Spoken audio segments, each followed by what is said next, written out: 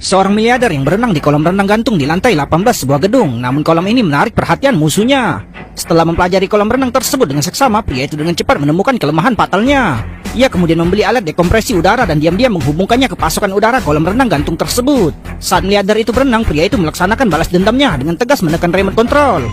Seketika udara di antara panel kaca kolam renang mulai tersedot keluar. Karena kolam renang tersebut berisi air yang penuh, kaca bagian bawah langsung retak. Saat ia berjuang ke depan, kaca kolam renang tidak lagi mampu menahan berat air dan miliarder itu jatuh dari lantai 18 tewas seketika. Semua ini adalah akibat perbuatannya sendiri. Ternyata pria kaya ini sebenarnya adalah seorang teroris yang telah merencanakan serangan teroris di London beberapa hari sebelumnya.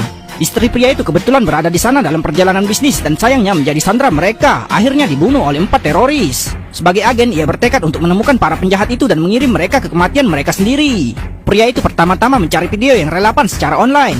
Berhasil merekonstruksi TKP melalui berbagai perspektif yang diambil oleh orang yang berbeda. Identitas keempatnya dengan cepat diidentifikasi.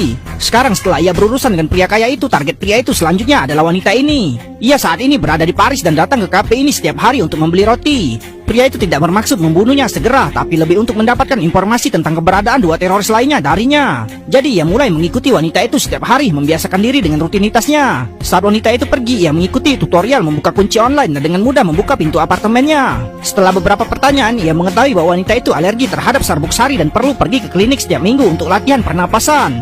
Ini adalah kesempatan yang sempurna. Pria itu tiba di kios bunga pagi-pagi sekali, membeli semua bunga dan menunggu targetnya pergi.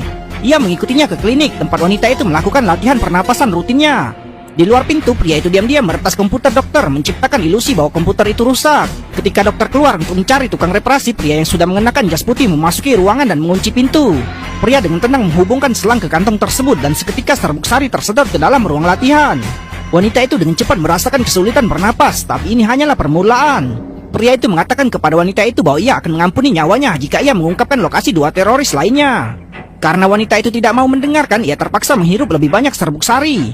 Wanita itu merasa sangat tidak nyaman dan tidak enak badan.